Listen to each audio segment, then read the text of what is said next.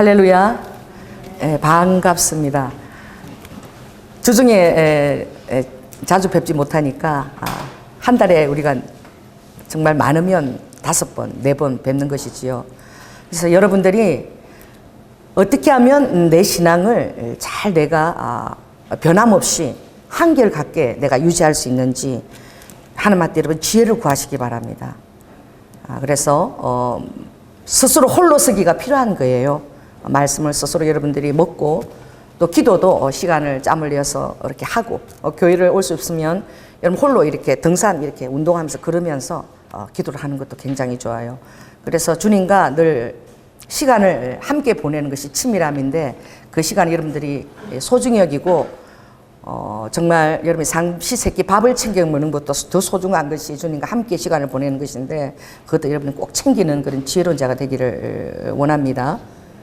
오늘 이 여리고 상경기의 제자들에게 하신 주님의 말씀이에요. 여리고 상경기는 변화산, 예수님께서 변화산에 수제자 세 사람 베드로와 야고보 요한을 데리고 올라가십니다.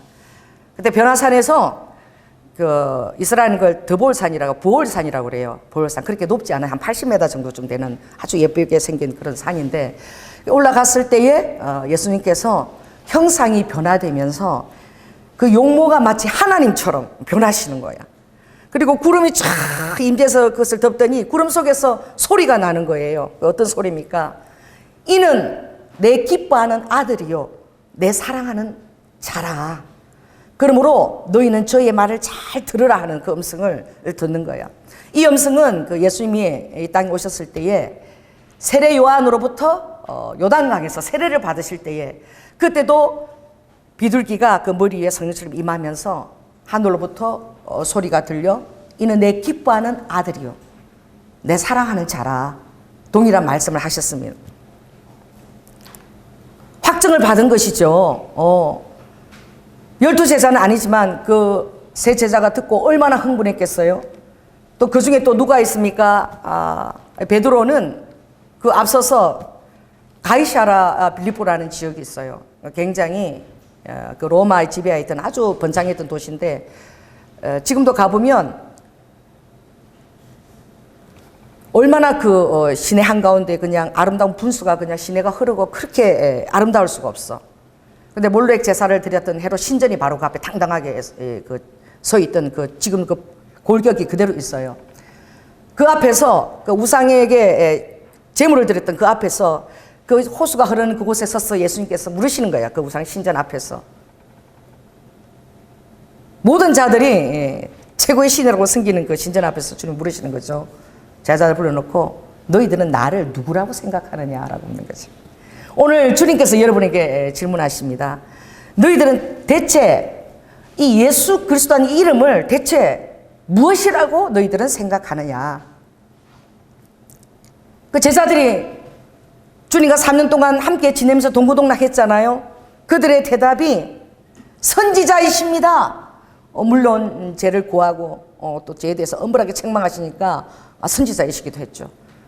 주님께서 성전에 들어가셔서 마치 이해도 할 수 없는 대제사장 앞에서 내 집을 만민이 기도하는 내 집을 왜 이따위로 장사하는 집을 만드느냐. 그러면서 채찍을 휘두르면서 그 성전의 상을 다 뒤엎었어요. 그 제사를 드리기 위해서 돈을 가지고 와서 양과 소들을 바꾸는 그 일을 성전에 자행하는 것을 보고 형식이 되어버린 그 하나님 앞에 제사를 보고 마치 자기 집인 양 46년간 공들였던 그 헤롯 성전, 우리 짓는데 46년이 됐다. 얼마나 웅장하고 화려한 그 성전을 내 집인 하나님이 다 뒤집어 엎으시는 거야. 와, 저가 뉘긴데 내가 이걸 허물버리고 내가 3일 만에 새로운 성전을 짓겠다. 얼마나 교만한 말이야. 성전 모독죄를. 우리 조상들이 대대로 섬겨온 이 성전을 저렇게 모독하는 자는 예수님밖에 없어요.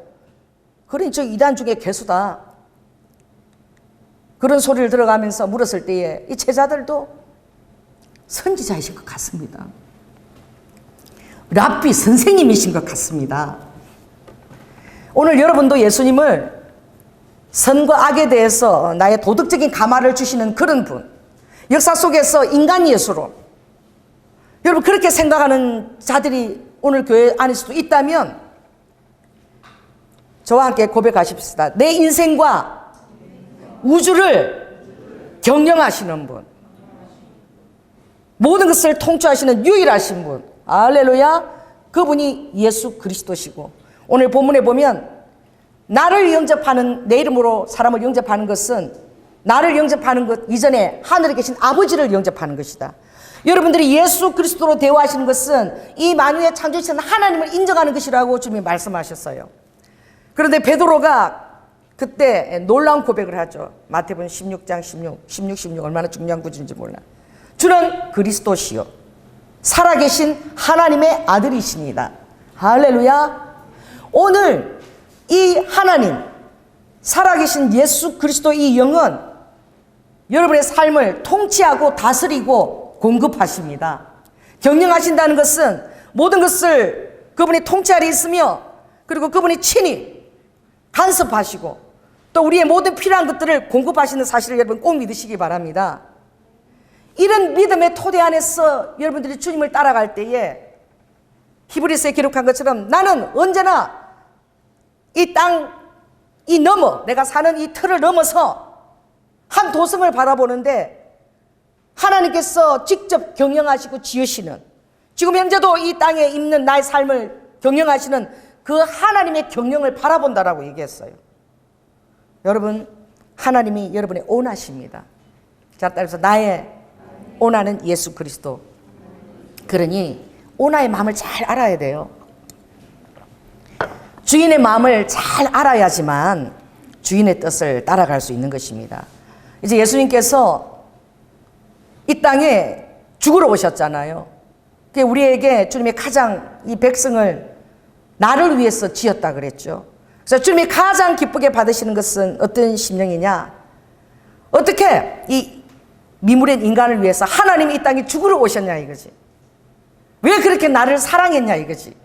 이 귀한 사랑을 이해할 수가 없는 거예요. 이게 믿어지는 것이 기적이고, 이게 믿어지는 고백하는 것이 바로 신앙인 것입니다.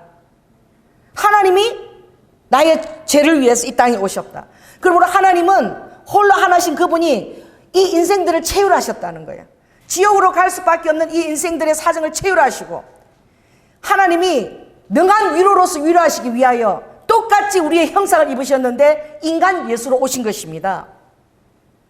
여러분, 제가 고레든 같은 집에 가서 살면서 정말 그 영국의 어느 철없는 그 여왕이, 왕비가 그런 얘기했죠. 백성들이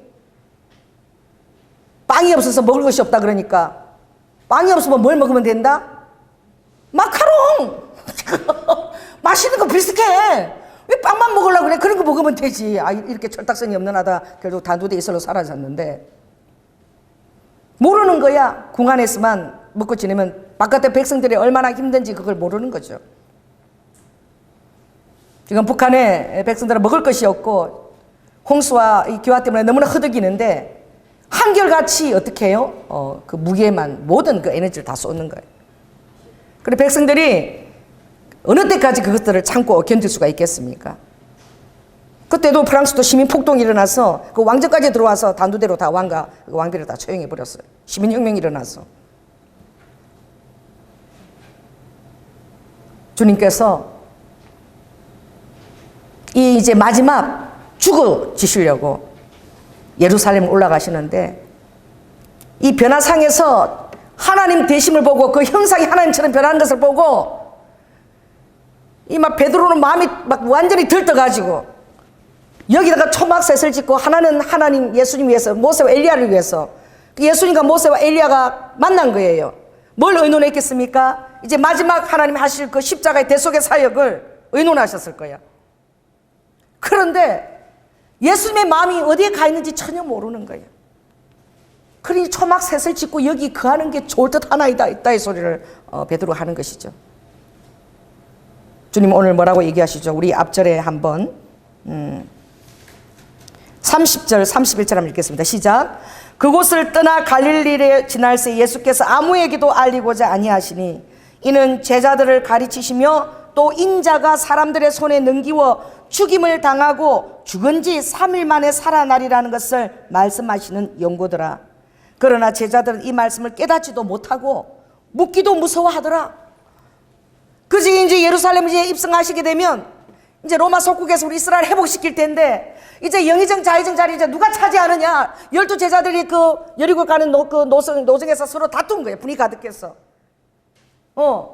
수제자 3명이 저 중에서 또 누가 될 것인가. 또 그들은 의기양양하고 또 다른 사람들 시기와 질투에 막 휩싸이고 그런 거예요.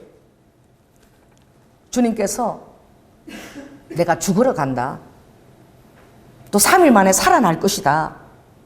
누차 얘기하셨어요. 가이사랴 빌립보에서도 하나님 것을 고백했을 때에 그것을 알게 한 것은 너의 그 합리적 이성으로는 절대 깨닫지 못한다.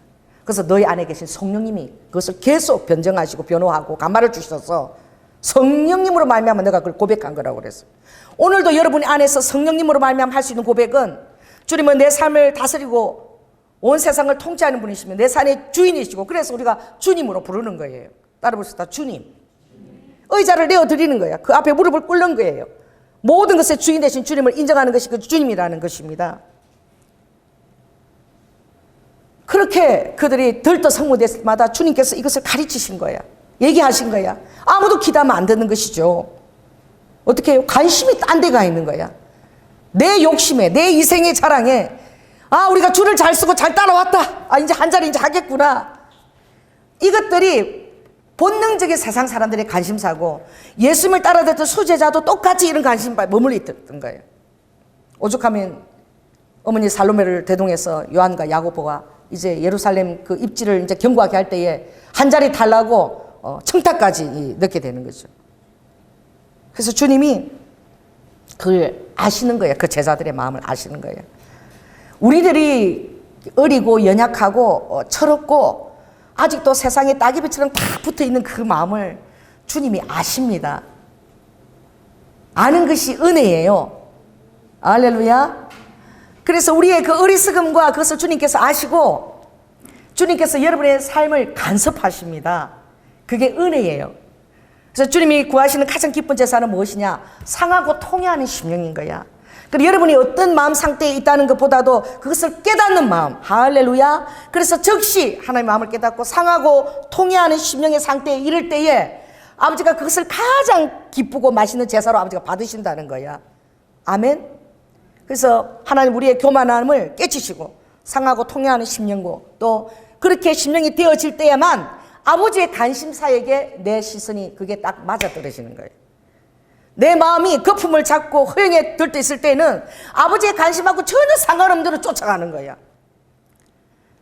그러나 아버지께서 우리 삶을 경영하시고 나를 다루실 때 우리는 상하고 통회하시는 데서 아버지의 어떤 마음을 주님이 받기 원하시면 그것을 깨닫게 되는 것이고 그리고 두렵고 떨리는 마음, 경외하는 마음이죠. 그것을 가지고 주님을 사랑하게 되는 거예요. 교만하고 만홀히 여기고 망령된 마음으로 하나님을 따라가는 것이 아니라 사랑하고 경외하고 두려워하는 마음으로 주님을 따라가게 되는 것이죠. 그러면 주님이 오늘 물으셨습니다. 아버지가 넌지시 물으시는 거예요. 33절을 보니까 너희가 이 여리고에 상경하면서 서로 무엇을 토론했냐. 그들은 무섭고 깨닫기도 어렵고 무서운 그 질문, 예수님께서 왜 죽다가 살아나신다 이 말씀이 무엇이지? 라고 거기에 대해서 고민하지 않았어요. 그건 아예 쳐버렸어. 거기에 대해서는 전혀 관심이 맞지 않는 거야. 초점이 완전히 틀린 거예요. 여러분의 초점과 주님의 초점이 딱 맞아 떨어질지어다. 그러면 아버지가 초점이 딱 맞으면 이게 불이 붙는 거예요. 할렐루야. 돋보기 태양에 딱 비추면 돋보기에도 딱 불이 붙어요. 종이를 해놓으면 그 초점이 맞으면. 이 초점이 맞아야 되는 거예요. 그래서 주님이 이 제자들의 초점을 아버지 초점에 맞추려고 아버지가 이 마지막 때 이제 유언 같은 말씀을 하시는 거예요. 지금 곧 죽으러 가시잖아요. 그래서 저희가 잠잠해. 이 잠잠한 것도 은혜야. 왜 잠잠하겠어요? 뭔가 양심에?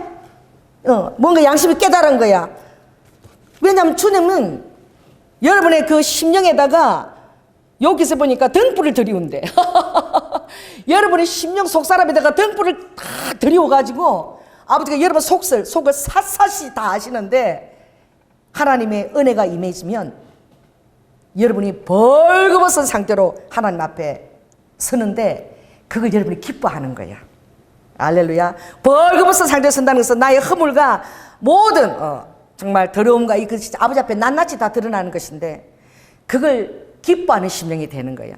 그렇게 할 때에 내가 잘못된 것을 아버지 고쳐주시고, 할렐루야, 또 내 잘된 것을 아버지 상 주시고, 나를 계속 빚어주셔서 하나님의 사람으로 만드소서. 아버지의 책망과 아버지의 간섭을 싫어하는 것이 아니라 그걸 기뻐하는 거야. 무관심이 더 무서운 거야. 계속 간섭하시고 징계하시고 그렇게 하면 아버지의 사랑이야. 육신의 부모도 자녀를 사랑하면 진실하게 근실하게 징계하거든. 차마 초달을 못하는 자는 자식을 진실하게 사랑하는 자가 아니라 그랬어. 아무리 바빠도 모든 일을 제끼고도 그 자녀를 붙들고 30분씩 1시간씩 붙들고 얘기를 하는데 그냥 한 차례나 두들겨 패는 게 더 맞는 게 더 나을 것 같아. 그냥 이것들아 그러고 한참 탁탁탁 때리지. 그냥 그걸 붙들고 뭘 말길 알아듣는다고 30분 1시간씩 알아들었냐. 또 얘기하고 또 얘기하고. 주님이 그 정말 그 애절함, 육신의 부모도 그렇게 한다는 거예요. 하물며 징계가 없으면 사생하라 그랬어. 그 징계를 받을 때 너희들이 성령의 음성을 듣고 징계를 받을 때에 노여워하지 말라. 할렐루야. 너희들 심령을 강팍하게 만들지 말라. 언제나 순한 양처럼 그 매를 빨리 맞고, 호세아서 그 매를 빨리 맞고 돌이켜서 아버지 품 안으로 알곡처럼 쏙 들어오라고 주님이 말씀하셨어. 그 매를 빨리 맞으면 그 다음부터는 아버지가 매를 안 드세요. 들 필요가 없는데 뭐. 근데 계속 그렇게 든다는 건 아직 나에게 고쳐야 될 것들이 있다는 거야. 그때 여러분들이 순한 마음, 호세아서는 그것을 순한 마음이라고 그랬어요. 순한 마음 여러분 늘 그렇게 견지하시기 바랍니다. 성령의 음성을 들을 때에 여러분 마음을 강팍하게 합니다. 노여하지 말고 부드럽게 항상 너희들 마음을 받을 준비를 하라고 했어요. 왜? 그렇게 할 때 우리 아버지는 능한 위로의 아버지가 되는 거야. 그걸 받아들이지 않으면 아버지는 심판의 아버지고 나를 야단만 치시고 강팍한 아버지고 막 이래갖고 아버지 너무 싫은 거야. 그러나 그것을 순한 마음이 되면 하나님께서 여러분의 환경을 얼마나 진실하게 간섭하시고, 또 아버지께서 인간으로 오신 그 이유가 체휼하기 위해서 오신 거예요. 그건 뭐예요? 모든 것을 다 너희들 다 겪어보기 위하여. 그 왕비처럼 비스켓이나 먹으라 그러면 어떡하겠어? 주님께서 이 땅에 오셔서 굶주리시고 주무실 자리가 없고 억울한 누명을 당하시고 친구의 배신을 당하고 여러분이 받는 고통을 전부 다 아버지가 다 겪으셨다 그랬어. 그래서 고린도후서 1장 8절에 보면은 우리 아버지는 능한 위로자시라. 그의 위로가 충분하고도 남는다 그랬어요. 여러분의 삶에 어떤 어려움이 있어도 아버지가 겪은 그 어려움을 생각할 때에, 우리를 위해서 겪은 사랑의 그 고난을 생각할 때에 우리에게 충분한 위로를 주신다고 말씀하셨어요. 여러분이 예수 그리스도의 충분한 위로에 거할지어다. 항상 그것이 모자라지 않고, 그래서 여러분의 마음이 내가 기뻐하는 백성은 나를 찬송하는 백성, 감사로 나에게 제사를 드리는 백성, 하나님에 대한 원망이 아니라 어떤 순간에도, 힘든 순간에도 여러분에게 감사가 충만하시기 바랍니다. 주님을 위한 그 구원의 감격이 충만하시기 바랍니다. 그 구원의 기쁨을 결코 잊어버리지 않으시기 바랍니다. 그래서 주님이 이 누가 크냐고 쟁론하는 이 제자들 앞에서 아버지가 이 동일한 말씀이 마태복음 18장에도 있는데, 여기 마태복음 18장에도 있고 또 누가복음 또 19, 20장에도 이 동일한 말씀을, 그리고 상경기 말씀을 하셔요. 근데 한 어린아이를 아버지가 데려오는 걸 불러 세워놓고 주님이 마태복음 18장에는 주님이 뭐라고 말씀하시느냐, 한 어린아이를 불러 세우시고 진실로 너에게 이르노니 너희가 어린아이들 같이 되지 아니하면, 어린아이처럼 천국을 받들지 아니하면 결탄코 천국에 들어가지 못한다라고 말씀하셨어요. 그리고 그 다음 절에 보면 이 어린아이들과 같이 누구든지 자기를 낮추는 그 자가 천국에서 큰 자라고 말씀하셨어요. 그 어린아이와 같이 되지 아니하면, 이 말씀은 어린아이처럼 그렇게 겸손하지 아니하면, 여러분 어린아이들은 자기의 환경을 선택할 권한이 없어요. 태어나 보니까 그 사람이 부모가 돼 있어. 그래도 한 청소년이나 돼야지 그래도 뛰쳐나가지. 어린아이 때는 그냥 부모가 하나님이야. 그 부모님 그늘 안에서 부모가 연단불을 피우고 자살을 그래도 죽어야 되고, 부모가 같이 죽으려고 이거 참 좋으니까 먹으라 그래서 그 먹고 같이 아이를 죽이고 새 아이를 죽고 또 자살한 부모도 있죠. 그 부모가 주는 걸 독약인 줄 알고도 믿고 받아 먹는 게 어린아이야. 철저하게 연약함 속에 감춰져 있는 거예요. 여러분이 연약함을 자랑하시기 바랍니다. 할렐루야. 여러분의 유능함을 자랑하는 것이 아니라 여러분의 연약함과 여러분의 수치를 드러내는 것을 여러분 부끄러워하지 마십시오. 주님은 그 수치를 아버지께서 수치로 여기지 아니한다고 말씀하셨어요. 여러분의 연약함이 아버지께서 빚으시는 가장 좋은 환경이란 말이에요. 자기의 죄에 대해서 수치감과 죄책감을 깨닫고 있는 자, 연약한 자가 아버지가 리드와 아까 경영하실 때에 너무나 순한 밭이 되어서 하나님 예수 그리스도로 변화되고 빚을 수 있는 거예요. 그래서 그럼 겸손이 대체 그 무엇이냐? 헬라어로 보니까 그 겸손이라는 것이 그 단어가 스킨 달라조라는 단어예요. 그래서 주님이 이 스킨 달라조라는 이 겸손이라는 것은 또 다른 의미로 다른 사람을 실족지 아니하려는 그 마음. 실족이라는 단어와 겸손이 이렇게 동일하게 가는 걸 볼 수 있어요. 이게 뭐냐면 한 영혼이라도 나로 인해서 실족지 않으려고 하는 그 마음이 겸손한 마음이라는 거예요. 그 실족이라는 것은 어떤 의미냐? 덫에 빠뜨리고 함정의 올무에 빠뜨리고 또 어떻게 나가서 돌보지 않아서 스스로 죄를 짓게 만들고 또 신기를 상하게 하고 상처를 주고 짜증나고 승인하게 그렇게 만드는 것이 실족하게 하는 거야. 이것을 우리는 가볍게 생각한다는 거죠. 실족하는 거. 다른 사람 막 성내게 성인 막 나게 만드는 거, 짜증나게 만드는 거, 가족들을 막 그런 거 우리 얼마나 가볍게 생각해. 좋게 얘기할 수 있는데도 막 짜증내서 얘기하는 거예요. 뭐 그 정도는 나 짜증낼 만하다. 이 정도는 나도 썩낼 만하다. 그렇게 하는 것이죠. 근데 그것이 이 실족시킨다는 의미고 이 실족시키는 것이 바로 겸손하지 않은 마음인 거예요. 그래서 실족이라는 단어가 겸손한 이 단어는 굉장히 중요하고 주님께서 이 겸손과 실족이라는 단어를 연결을 시킨 거예요. 오늘 어린아이 비유에서 주님께서 실족이라는 이름을 어떻게 연결시켰죠? 그 마태복음 18장에 보면 주님이 이렇게 이 비유를 하실 때 그랬어요. 누구든지 나를 믿는 이 소자 중 하나를 실족케 하면 차라리 연자 맷돌을 그 목에 달려오고 깊은 바다에 빠뜨리는 것이 낫다라고 주님이 말씀하셨습니다. 오늘 9장에도 주님이 또 이 일에 대해서 어떻게 말씀하십니까? 자, 42절 한번 읽겠습니다. 42절. 자, 시작. 같이 읽습니다. 시작. 또 누구든지 나를 믿는 이 소자 중 하나를 실족케 하면 차라리 연자 맷돌을 그 목에 달리우고 바다에 던짐이 나으니라. 그러니까 오늘 이 본문의 단원에서 여러분들이 이 겸손과 실족이 굉장히 연결된다는 것을 여러분이 좀 더 유념하시기 바랍니다.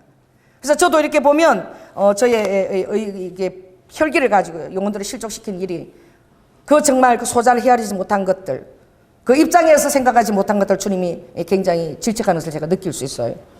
여러분 그렇습니다. 주님이 어린아이처럼 하나님 나라를 받든다는 것은 어린아이는 굉장히 연약함 뿐만 아니라 너무나 단순하기 때문에 또 자기가 쓸모있는 자라는 생각을 전혀 하지 않아요. 자기의 정말 경영하시는 부모님이나 또는 선생님에게 내가 좌우되어 있다, 완전하게 절대 의존되어 있다라고 생각하기 때문에 그것을 절대적으로 신뢰하고 믿고 어리석을 정도로 믿고 단순하게 그 명령을 순종하는 자가 이 어린아이의 태도인 거예요. 할렐루야. 우리가 주님의 말씀을 그렇게 대할 때에 다른 사람을 실족지 않게 되는데 그래서 우리가 어떻게 실족시키는 우리가 알아봐야 되는 것이죠.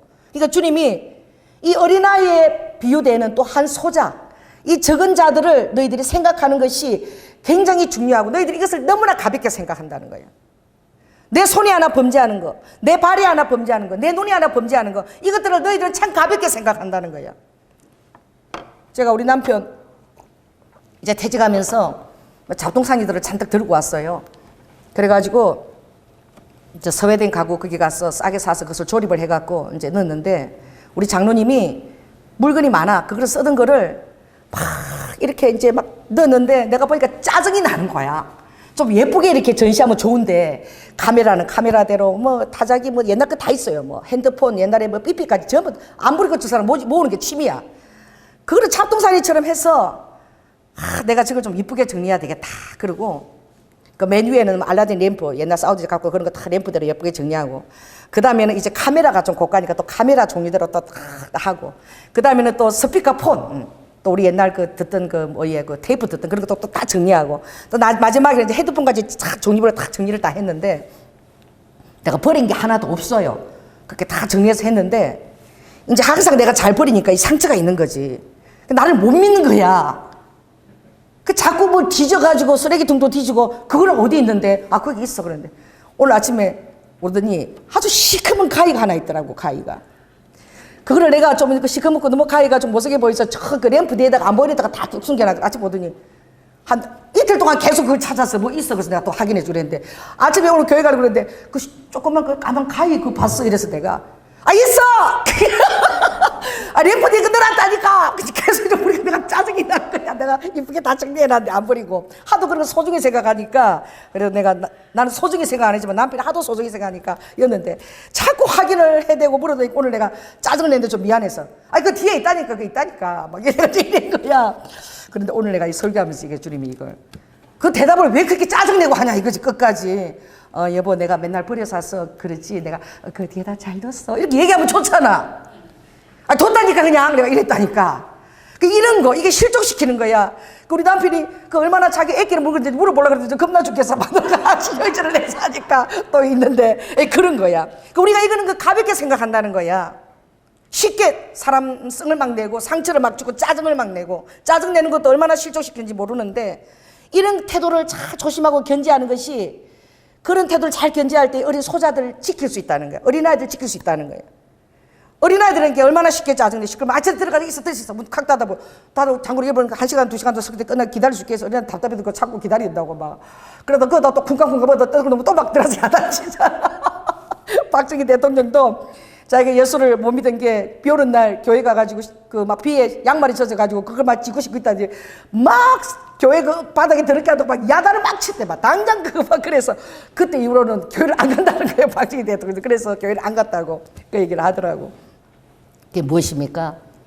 우리가 정말 어린아이처럼 겸손하고 뭐지? 어린아이들의 그 단순함이 너무나 귀하다는 거예요. 어디 도망도 못 가. 하나님 있으라는 그 자리에 항상 있어요. 너무나 연약함에 쌓였기 때문에. 그래서 주님이 몸소 본을 보여준 거야. 우리 아버지가 오셨어요. 구름 타고 막 전장을 두르고 12능이나 되는 그 군사들 하늘 천군 만군 그늘이고 내가 오는 걸 보니 이렇게 오셨어요.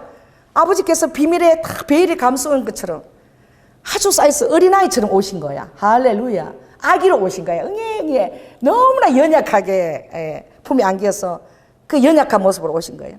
누가복음 2장 52절에 보면 예수는 그 지혜와 키가 자라가며 하나님과 사람에게 더욱 사랑스러워지시더라.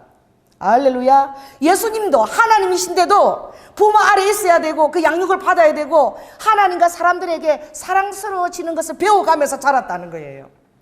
그러니 하물며 우리야 얼마나 사랑스러워져야 되겠습니까? 할렐루야. 사랑스러워지십시다. 사랑스럽지도 않으면서 막 들이밀면서 왜 사랑 안 해? 이러지 마시기 바랍니다. 그게 있다니까 이러니까 우리 남편이 아이고 저 성질 저거 언제 없어 그랬을 거야. 뭐 물어보지도 못하겠다. 그래서 그래도 스님이 깨닫게 하신가 왜 그렇게 대답을 불손하게 해? 주님이 좀 그러셨거든 저에게. 좀 부드럽게 하지. 얼마나 애끼를 물건이면 그렇게 했느냐. 근데 순간적으로 짜증을 낸 거야. 이런 것들이 겸손하지 않은 태도인 거예요. 이 어린아이들이 어렸을 때 어떻게 부모한테 함부로 짜증을 냅니까? 부모 말이 하나님 말이지. 그리고 그 단순함, 그 눈이 심플하다는 거. 마수한상손에 보면 너희 눈이 심플하면 온몸이 성하다는 거예요. 심플하다는 건 뭐예요? 단순하다는 거예요. 그래서 여러분 우리는 어른들이 가면 계속 이제 복잡해지는 거야. 어떻게 먹고 살아야 되나? 또 뭘 해야 되나? 또 어디로 가야 되냐? 또 내 비전 어디로 또 맞춰야 하나님 맞는 것이 여러 가지 우리가 걱정과 고민이 많는 거야. 그런데 어린아이처럼 되라는 거야. 딱 심플하는 거야. 주님께 딱 고정하라는 거야. 기도하고 그리고 맡기고 가라는 거야. 왜냐하면 전도서 9장에 보니까 그렇게 말씀하시더라고요. 뭐예요? 아버지께서 살아있을 때가 귀하대. 산자는 죽을 줄을 안대. 우리 안 죽으려고 그러잖아. 이 사람한테 얘기하십시오. 당신이 죽을 수 있을 때 하나님이 가장 기대하십니다. 아버지가 산자를 기대하시는 거야. 살아가지고 혈기왕성하고 분기탱전하고 막 내 의가 살아있고 막 그런 자가 예수 그리스도 안에서 죽을 줄을 알대. 주님 안에서 죽은 가운데 자신을 겸손하게 넘길 때 이걸 아버지가 너무나 귀하게 보시는 거예요. 그래서 아버지가 성도의 죽는 것을 귀하게 본다 그랬어요. 이게 우리가 육신적인 죽음뿐만 아니라 우리 영혼의 죽음도 아버지가 얘기하시는 거야. 내 육신의 영혼의 죽음을 주님께 맡기고 그것을 다루심을 받을 때 아버지가 그걸 너무나 기대하시는 거야. 그래서 산자에게 기대해요. 죽은 자는 죽을 수가 없어. 그러나 살아있는 자는 예수님을 위해서 자신을 죽은 가운데 넘길 수가 있는데 그게 굉장히 아름다운 거야. 이게 단순함인 거예요. 자, 따라해보세요. 나 자신을 예수님 아래 죽은 가운데 넘기는 것. 이게 잘 안 돼. 왜냐하면 내 인생의 주인이 나라고 생각하거든. 내가 내 인생의 주인이라고 생각하기 때문에 하나님 말씀에 이것을 내가 완전히 순복하기가 너무 어려운 거예요. 그러나 어떻게 해요? 주님은 믿음의 주요 온전케 하시는 예수를 바라보라 그랬어. 믿으시기 바랍니다. 나는 너희들을 온전케 하는 주다. 그 믿음을 가지고 주를 바라보는 거야.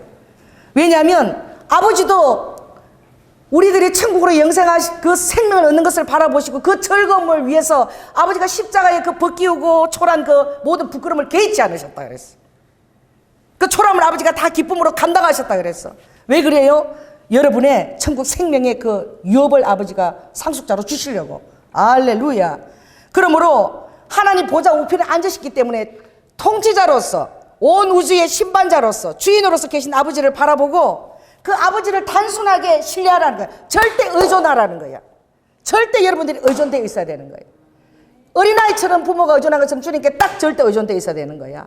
그럴 때에 아버지가 기뻐하시고 그런 심령은 아버지가 그들의 찬송과 그들의 그 입으로 나오는 그 찬송을 가지고 아버지가 권능을 받으신다 그랬어. 그러니까 주의 대적들이 앞에 있는데 아버지 어린아이와 젖먹이의 입으로 말미암아 하나님이 권능을 세우신대. 아버지의 권능은 어떤 때에 나오느냐? 어린아이처럼 여러분이 전적으로 아버지에게 연결되어 있을 때, 절대 의존되어 있을 때, 어린아이 같은 그 심령으로 의존되어 있을 때 하나님의 권능이 여러분을 통해서 흘러나오는 거야. 내가 할 수 없다라고 고백할 때. 할렐루야. 그것이 아버지가 권능을 세우는 방법인 거예요. 그러므로 오늘 이 주님이 이 어린아이를 세워놓고 그들이 한 영혼이 실족지 않도록 하는 것은 바로 무엇이냐? 오늘 주님이 비유할 때에 45절에 내 발이, 내 눈이, 내 손이 범죄할 때 아버지 이 어린이 비유할 때 똑같이 이걸 비유를 하신 거야. 왜냐하면 그걸 넘겨보면 뒷절에 보면 주님께서 똑같이 가볍게 여기는 그것들에 우리가 어린 소자를 대할 때도 또 내 가정에 사랑하는 남편을 대 자녀를 대할 때도 우리가 그렇게 실족해 하는 그런 죄들을 범하는데 그걸 너무나 가볍게 생각하는 거야. 내 심령이 아니라 내 손이 어쩌다가 이렇게 실수해서 깨뜨리고 내 발이 그냥 어떻게 실수하다 하고 내 눈이 그냥 잘못 봐서 이렇게 변명하는데 아버지는 그것을 어떻게 얘기합니까? 차라리 내 손 그렇게 범죄하면 그걸 내가 볼 때 그걸 잘라버려야 할 정도로 크게 보이는 거야. 우리는 소홀하게 대하는 것을 아버지는 내 손이 그거 하는 것을 너는 소홀하게 생각하느냐? 내가 볼 때는 그걸 잘라버려야 돼. 그게 나중에 장수가면 엄청난 일이 벌어지는 거예요. 감옥에 그 아들이 정말 그 갇혀가지고 어머니가 할머니인데 정말 그 면회를 갔대. 그 아들이 엄마 가까이 오라고. 엄마 가까이 오세요. 가까이 갔더니 그 손 사이로 그 앙상맞은 손을 꺼내가지고 엄마 얼굴을 갖다 입을 갖다 확 엄마 얼굴을 확 꼈다는 거야. 그래서 엄마가 면회 가서 얼마나 놀랬겠어요. 그 아들 하는 말이 엄마 왜 나 어렸을 때에 옆집에 닭에 나가서 달걀 그거 하나 가져왔다 그랬을 때 그랬냐? 이러고는 야단을 왜 안 치냐? 내가 어디 가서 서리 하나 해왔을 때에 왜 야단을 안 치고 그 저녁 반찬을 그렇게 올렸느냐? 그거 그때 엄마가 야단 안 쳐갖고 내가 오늘 도둑이 된 거야? 막 이렇게 얘기하더라고. 그래갖고 엄마 입을 확 핥힌 거예요. 그 작은 것들이 장성하면은 욕심이 잉태하고 제가 장성하면은 사망에 이르게 하는 거예요. 그렇게 그것을 다루지 않으면 그 감옥에 가는 거야. 그 진실하게 살아가는 자는 계속 경계하면 자식 자녀들과 또 경책하며 가르쳐야 되는 거예요. 그 아버지가 볼 때는 네가 그 손은 내가 찍어버려야 되고 차라리 발은 잘라버려야 되고 눈은 뽑아버려야 될 정도로 큰 죄인데 너는 그 실족하는 거 짜증내고 썩내고 다른 사람들 덫에 올감이 빠진 것들 너무 가볍게 생각한다는 거예요. 이걸 어린아이 비유 아버지가 같이 연결시키는 거예요. 그러므로 그렇게 대할 때에 그 심령이 어리거나 연약한 자들은 실족한다는 거예요. 덫에 빠진다는 거예요. 죄를 짓는 곳에 우리가 그들을 빠뜨려 온다는 거예요. 그러므로 소중히 여겨야 돼. 나는 정말 참 이렇게 놀란 게 진짜 이렇게 놀란 게 있어요. 그 뭐냐면 우리가 공동체의 성도들을 사랑해야 돼. 나는 전혀 그런 마음이 없었어. 그래서 우리 그 어디요? 우리 이제 수련회 갈 때 철로역정 수련회를 갈 때에 내가 그동안 교회를 안 나오신 그분을 꼭 갔으면 좋겠다고, 그분을, 우리 기도해달라고 그러고, 그분이 꼭 갈 수 있게 해달라고. 그래가지고 전화를 했는데, 처음에는 간다 그러다가 나중에는 급해서 바빠서 못 간다고 연락이 왔어요. 근데 교회를 나간 지인분이 나한테 따지는 거야. 왜 그 사람을 그때 부르려고 그랬냐고. 화가 났다는 거예요, 자기가. 아니, 그런 사람을 왜 또 목사님이 또 교회에다가 불러드리려고 그랬냐고. 이해가 안 됐다고. 그래서 내가 그래서, 아니, 그 사람 당신이 전도해서 데리고 온 사람이잖아, 우리 교회로. 자기가 전도해서 우리 교회에 앉혀놓은 그 사람을 목사님이 그 사람의 연약함을 헤아리고 챙기는 게 싫다는 거야. 그 사람 왜 또 불러드리냐 이거야. 그래서 나한테 막 대들더라고. 이제 우리 교회는 아니다 이거지. 그래서 너무 놀랬어. 아니, 나는 그 사람, 그때 당신이 그 사람한테 전화하니까 하이 목사님, 예 하겠습니다 웃으면서 나한테 그랬는데 그 속마음은 막 분노가 일었던 거야. 그 사람 때문에 상처도 있고 힘든데 왜 또 불러드리냐고. 내가 그래서 깜짝 놀란 거예요. 전혀 그런 마음이 없다라고 생각했거든요. 그래서 당신이 전도한 사람이잖아. 그 사람이 우리 교회 데리고 온 사람이잖아. 어떤 어려움이 있어도 그 사람 끝까지 책임지려는 그 전도자의 마음이 있어야지. 그게 예수님의 마음이지. 내가 좀 아프고 힘들더라도. 근데 그 마음이 없더라고. 근데 하나님은 화내십니다. 왜냐하면 어리고 연약한 사람이 그런 것을 아버지가 이해를 해. 그럼 아버지가 기대하는 자들은 그 기대하는 심령을 아버지가 가지기를 원하는 거야. 그런 마음이 실족시키는 거예요. 그런 마음이 저 사람은 사라졌으면 좋겠다 이런 마음을 가지고 언제씩 그냥 내뱉고 그 사람이 그런 걸 영적인 상태인데 못 느끼겠습니까? 느끼는 거야. 그래서 죄를 짓게 되는 거야. 무리를 떠나게 되고 막 그런 일이 일어나는 거죠.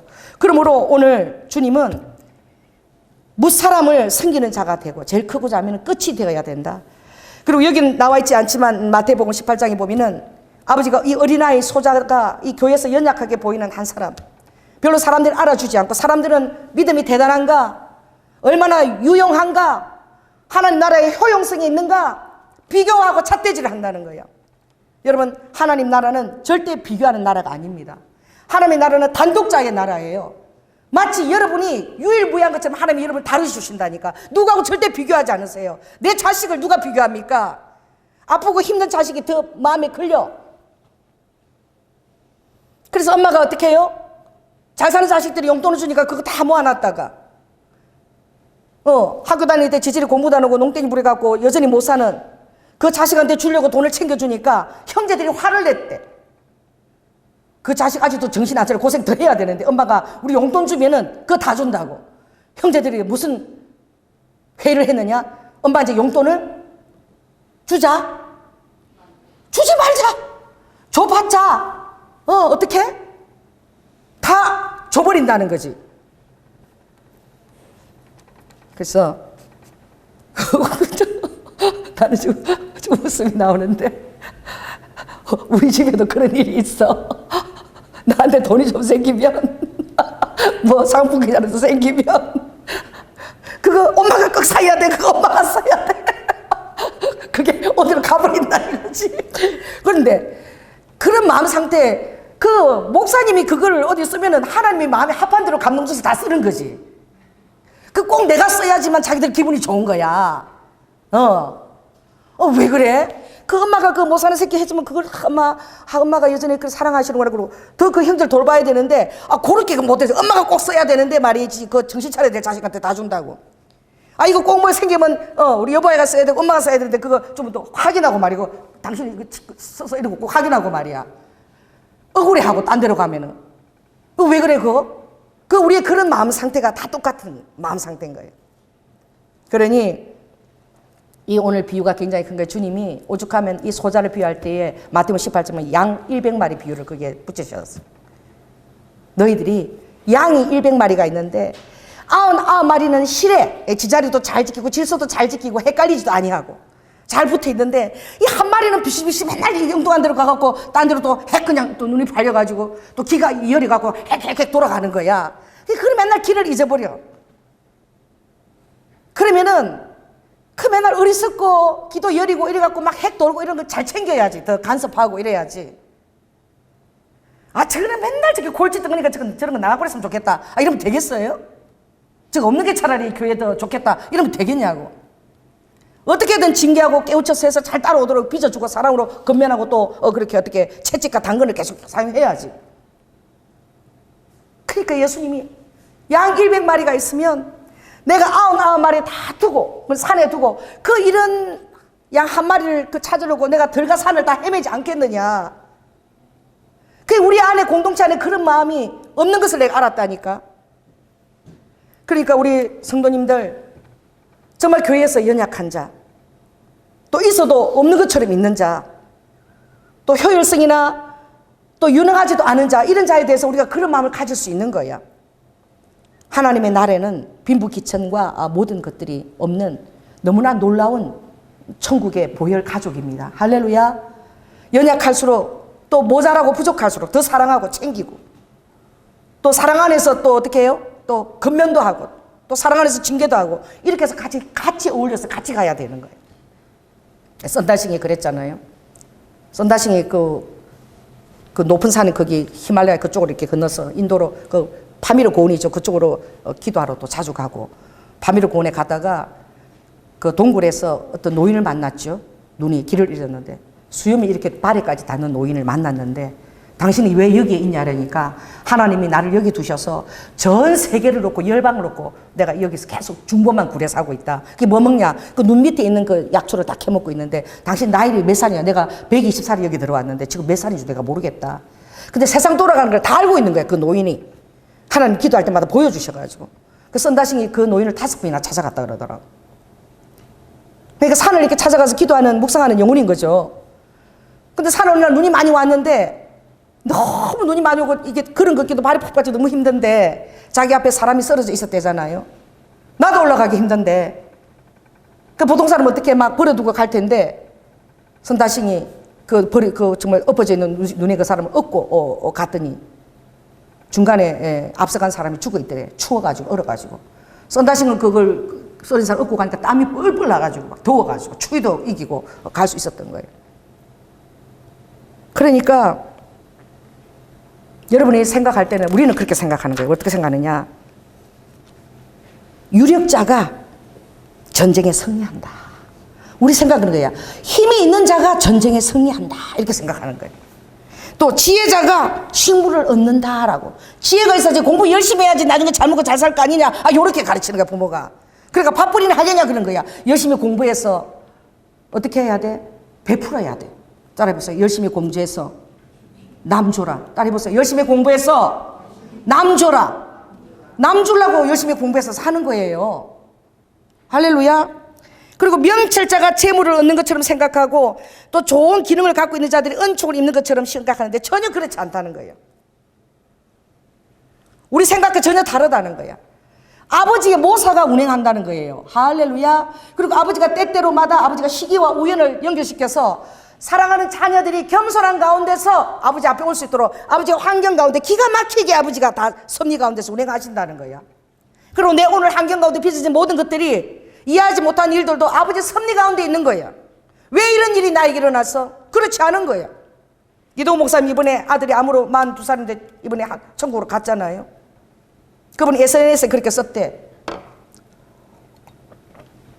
왜 이렇게 정말 주님을 위해서 헌신하고 정말 한국의 교계에 영향 있는 내 아들이 그 변호사잖아요. 왜 42세에 대림을 당하는지 나는 이유를 알 수 없다라고 SNS에 올렸대. 그랬더니 그게 댓글이 달렸대요. 어떤 댓글이 달렸느냐?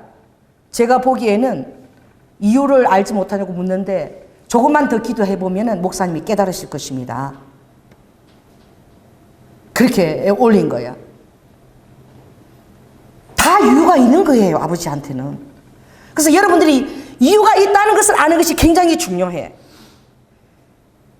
그 새무리들이 있잖아요. 은혜를 받았던 새무리들. 한국 교회에 아주 영향이 있었죠. 지구촌 교회와 또 김동호 목사님과 또 어디 홍정길 목사님. 그분들이 요새 한 목소리를 어떻게 차별 금지를 찬성하고 나서더라고. 또 목소리를 안 내도 같은 그 영역에 같은 영을 갖고, 그게 가장 진보적이고 그것이 주님의 마음이라고 생각하지만 하나님은요 경계가 뚜렷해요. 아무리 연약한 자 소수자를 헤아린다 그래도 여기까지야. 우리가 죄를 짓는데 헤아린다고 같이 죄에 동참할 수는 없잖아. 연약한 자가 죄를 짓는데 저것도 이해하고 나도 죄 속에 들어가면 안 되잖아. 할렐루야. 전도 알고 같이 막 술을 마셔주면 안 되잖아. 나중에 그랬더니 전도사님 막 술 처먹고 다니더라 막 이러던다고. 담배 피우는데 나도 끼우려고 담배 같이 피워주면 안 되잖아. 그치? 그러니 한국에 그렇게 영향력을 끼칠 때 아버지가 다윗처럼 개입하신다고. 바세바에서 큰 아들 아버지 거둬가신 것처럼. 왜? 영향력 있는 자리에 있는 사람들이 함부로 말하게 되면 그 뭔가 있는 거라고. 왜 이유를 알 수 없어? 나도 좀 알겠는데 이유를 알 수 없다라고 그러는 거야. 다 섭리 가운데 있고 아버지 계획 가운데 다 있는 거야. 그러니까 항상 우리는 마음밭을 겸손하게 가지고, 목사라고 할지라도 예외가 아니야. 더 크게 아버지가 영향력이 크면 클수록 더 크게 간섭하시는 거야. 그게 아버지가 살아계시다는 증거야. 죄에 대해서 너무나 무감해버리면, 또 연약한 자는 아버지가 그것을 참아주지만 내놓으라는 자에게는 아버지가 반드시 개입을 또 했어야 돼. 그래서 목회자들이 그릇된 방향으로 가지 않지. 왜 그게 그냥 이루어지냐. 오늘 코로나가 이제 되면서 제가 제일 마음 아픈 게 주일학교 아이들이야. 그래서 주일학교 아이들을 제일 먼저 내팽개치더라고. 예수님 당시 때도 그 군사들 모집할 때 여자들 어린아이들 수위 안 넣었잖아. 60만 명. 그 여자 어린아이만 300만 명 출애굽할 때도. 그래서 예수님께서 누가 보면 그 여자 어린아이들 아버지 챙기셨잖아. 아버지가 소외된 자, 창녀들, 세리들, 얼마나 아버지가 하늘나라에 그들의 중요한, 그들의 구성원인 것을 깨닫게 해주시잖아. 그 주일학교 아이들은 내팽개쳤어. 그 우리 정원이 애들도 막 아예 그냥 너희들은 제일 먼저 내팽개치는 거야. 너무 마음이 아픈 거예요. 주일학교 아이들을 어떡하지? 주님 오시면 어떡하지? 이 어려운 때에 어떻게 하면 그 주일학교 아이들을 주님 앞으로 오게 할 수 있을까? 내가 토요일마다, 옛날에 세수시간 할 때 토요일마다 교회 와서 아이들하고 놀아주고 떡볶이 해주고 그렇게 해서 놀이를, 게임을 했는데, 그렇게 해도 못하니까 이제 놀이터는 어디 좀 찾아가서 애들 모이는데 마스크 써서라도 게임하고 이렇게 뭘 좀 줘야 되나? 이 어린아이들을 어떻게 할 것인가? 제가 지금 그런 안타까움이 있어요. 주님 오시는데 하나님 나라의 어린아이가 얼마나 중요한 구성원이고. 할렐루야. 근데 제일 지금 내팽개치, 교회마다 지금 주일학교 제일 내팽개쳐 있는 거예요. 그래서 마음의 부담감을 느끼고 있는데, 하나님 이번 주에 그 우리 장님의 강경 그 논산을 가는 데가 따라갔어. 강경읍 있는 데 갔어요. 근데 논산에 서기 전에 강경읍이 굉장히 큰 그 물류시장인, 조선의 3대 시장이 그곳이었더라고. 1908년도에 침례교회가 들어와서 그 굉장히 아름다운 그 언덕에 사람이 포목 장사하는 사람이 영접해서 거기서 침례교회가 태동이 된 최초의 침례교회 예배 장소가 그 초가 형태로, 기역자 형태로 내가 가봤어. 너무 재밌는 게 유교식인가 7세 부동석이잖아. 그러니까 방 3개 긴 거는 딱 한쪽으로 틀어가지고 한식인데 기역자 예배당이야. 그래서 방 3개는 남정네들. 그리고 여기 딱 거실처럼 그 중앙에 있는 거기는 이제 설교자가 서고, 방 하나 있는 거는 여자가 들어가는 데야. 그러니까 기역자로 길게 딱 이렇게 돼 있는데, 그래서 여자 문이 미닫이 문이니까 여자들 미닫이 문 묶고 이렇게 내다보면서 이제 설교를 같이 들을 수 있도록, 그게 기역자, 최초 교회가 기역자 교회더라고.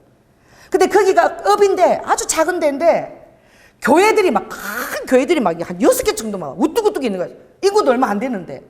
그래서 어떻게 여기 이렇게 교회가 많은가? 그래 가봤는데, 어느 교회 앞에 큰 오래된 색깔 교회, 비석이 크게 있는데, 강경 성결교회야.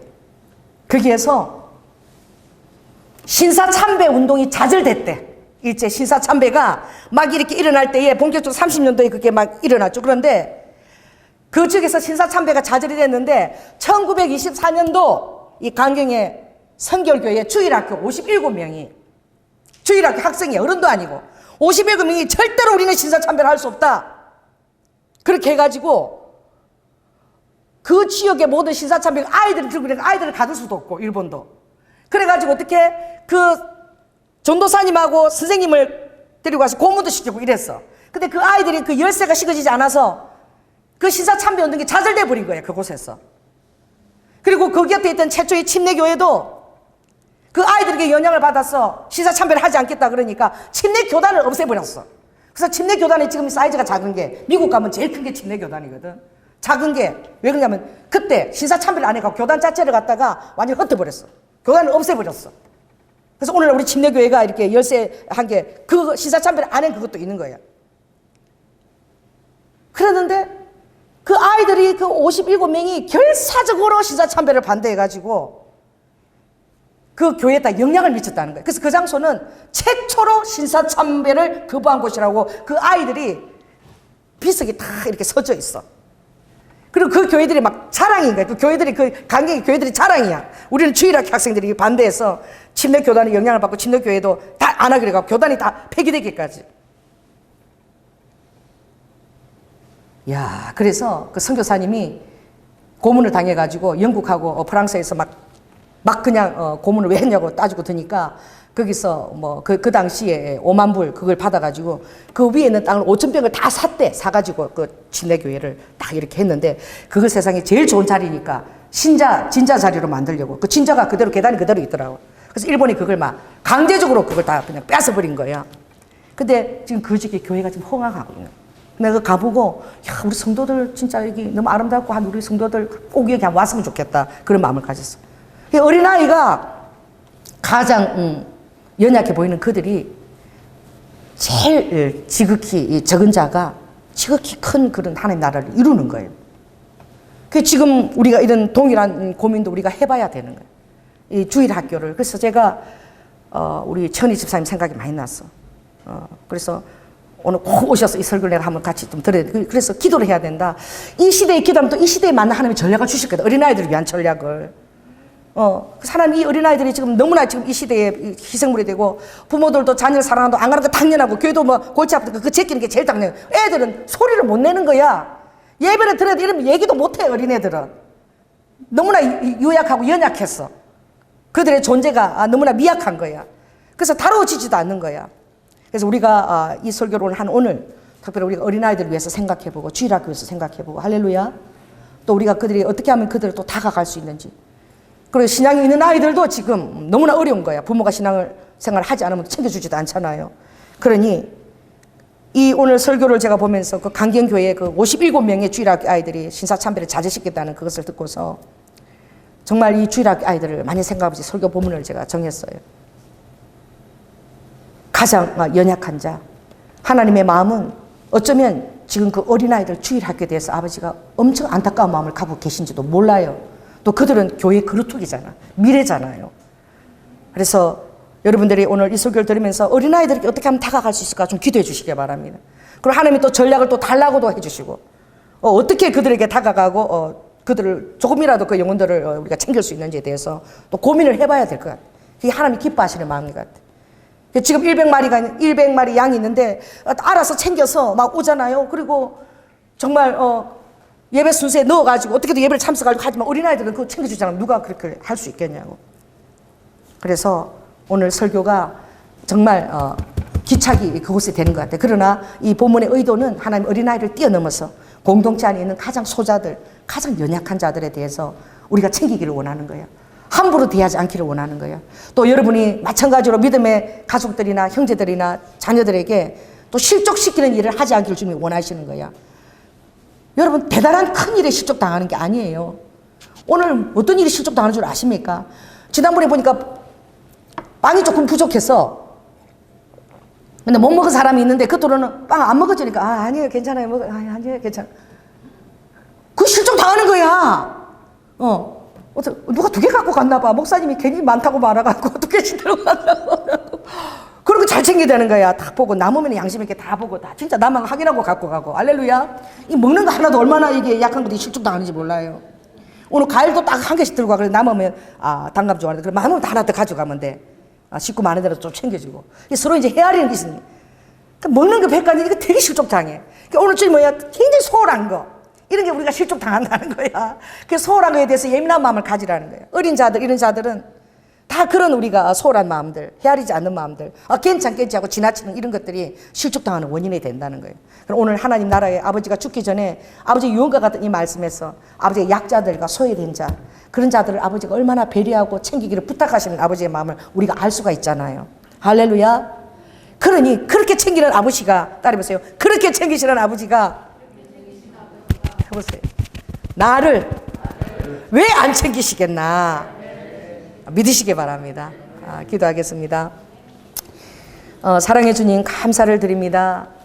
아버지 하나님 우리의 관심이 주님과 관심과 너무나 다릅니다. 나이가 먹어갈수록 우리의 영은 심플해지기는커녕 너무나 복잡하고 아버지 의식주에 대해서 관심이 너무나 많고 아버지 하나님 안목과 이생의 자랑에 대해서도 거품에 대해서도 추구하는 것들이 많고 아버지 마음이 정말 아버지 산산조각으로 나뉘어서 내 마음을 추스릴 수 없고 내 마음이 대체 무엇인지 나 자신도 모를 때가 많이 있습니다.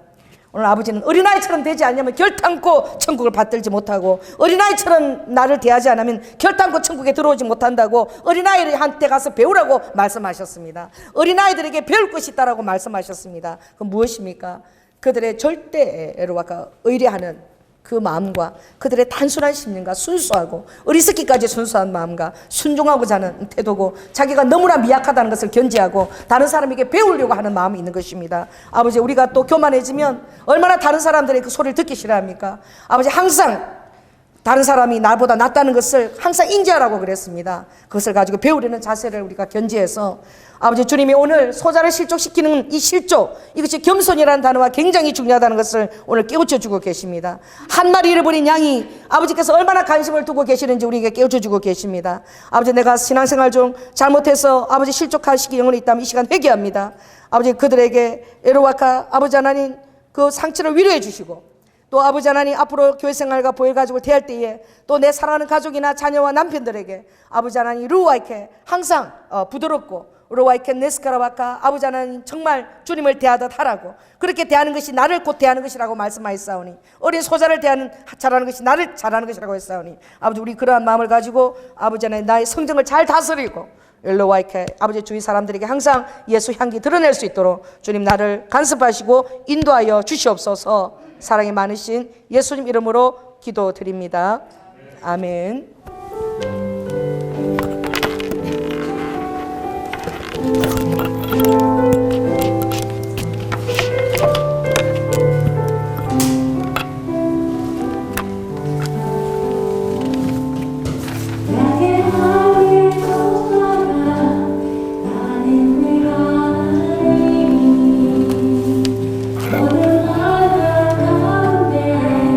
나를 지키는 자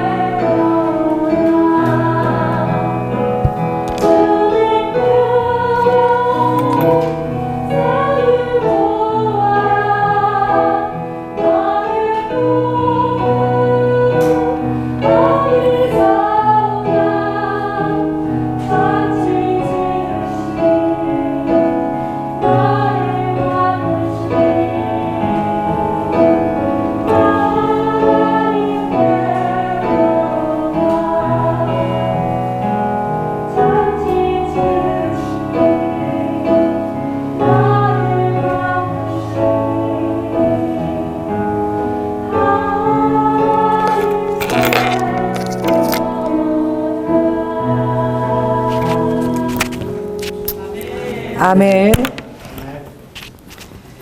사랑의 주님, 감사합니다. 아버지의 관심이 아버지 땅에서 자기 자리를 찾지 못하고 방황하는, 유리방황하는 자, 소외된 자, 또 가난한 자, 또 아버지 하나님 어린아이들에게 있음을 우리에게 알려주셔서 감사를 드립니다. 아버지 하나님 집에는 금그릇도 은그릇도 나무그릇 질그릇도 있지만, 아버지 우리가 생각할 때는 금그릇 은그릇 나무그릇 질그릇 나누지만, 아버지는 무엇이든지 자기를 비워서 깨끗하게 하면 하나님이 쓰시기에 합당한 놀라운 그릇이 된다고 말씀하셨습니다. 아버지 어린아이가 신사참배를 자제시키는 하나님의 모사가 되고 비밀이 되었습니다. 어린아이를 감옥에 넣을 수가 없어서 아버지 그것이 그 지역을 아버지 하나님 정말 불을 일으켜서 침례 교단이 없어지기까지 아버지 어른들에게 미쳤던 그 역사적인 사실을 우리가 또한 보았습니다. 아버지 하나님 나라에 지극히 미약한 것이 얼마나 또 큰 일을 감당하고 있는지요. 하나님이 보시는 것과 우리가 생각하는 것은 전혀 다릅니다. 우리는 이 세상에 속한 거로 아버지 이 세상에 본능적으로 비교하고 우월을 가리고 크고 작은 것들을 들이밀며 누가 아버지 유용성하고 누가 더 효율성 있는지를 늘 생각합니다. 그러나 오히려 아버지 하나님 가장 끝에서 모든 자를 섬기는 자가 하늘 아래서는 가장 큰 자라고 말씀하시니, 아버지 우리의 생각과 너무나 이율배반적인 것이고 이것을 훈련받기가 너무나 힘든 것입니다.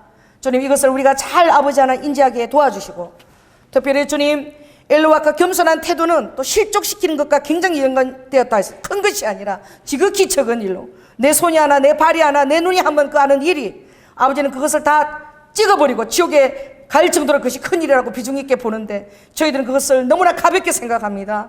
아버지 이 깨달음을 주셔서 정말 모든 범사에 은행 심사에 아버지 받을만하고 누구든지 흠만할 만한 그런 아버지 하나님 놀라운 품성과 인성이 갖춰질 수 있도록 주님 우리 사랑하는 성도들에게 역사하여 주시옵소서. 그래서 자녀가 살고 가정이 회복되어지고 아버지 하나님 정말 행복한 천국의 모형이 우리 성도들의 삶에 자리 잡을 수 있도록 주님 도와주시옵소서. 오늘도 주님 귀한 헌물을 주님 앞에 아버지 가지고 왔습니다. 우리의 삶의 스토리와 눈물과 기쁨과 감사를 가지고 왔습니다. 아버지 받으시고 흠양하시고 새벽 이슬처럼 성실하신 아버지의 떡으로, 권능 있는 하늘의 권세 있는 떡으로 우리가 절대 의존되어서 살아가는 존재임을 깨닫고 아버지 물질을 추구하며 그것들에게 휘둘리지 않고 아버지 안에서 말씀대로 승리하며 살아갈 수 있는 우리 성도들로 축복하여 주시옵소서. 하나님의 숨겨진 비밀한 하늘의 자원들을 아버지 여시고 주님께서 아버지 경영하시고 아버지 다스리시고 통제하시고 공급하셔서 아버지의 경영의 터 위에 우리가 서 있음을 깨닫는 우리 성도 되게 하여 주시고, 특별히 우리 청년들을 위해서 기도합니다. 아버지 하나님 그들에게 아버지 하나님 귀한 멘토 허락하시고 또 아버지 믿음의 배우자 허락하시고 또 저들이 삶을 살아갈 동안에 영향력이 있도록 하늘의 자원을 부모님을 통해 환경을 통해서 다 여셔서 아버지께서 아버지 귀하게 쓰시는 그릇되게 다 축복하여 주시옵소서. 사랑이 많으신 예수님 이름으로 기도드립니다. 지금은 우리를 위하여 죽기까지 이 땅에 오셔서 순종해 주시고 어린아이로 장성하셔서 우리의 모든 삶의 고통을 다 채울하신 예수 그리스도의 은혜와 독생자 아들을 아끼지 아니하시고 우리를 위해서 보내주신 성부 하나님의 극진하신 사랑과 내 안에 역사하시는 성령님의 감화하심이 이제 나의 습관되고 버릇된 못된 그런 기질들이 성령의 감화하심과 다스림 안에서 부드럽고 온유하고 아버지 흠양할 만한 그릇으로 빚어지기를 결단한 사랑하는 성도들 위해 지금부터 영원토록 함께할지어다.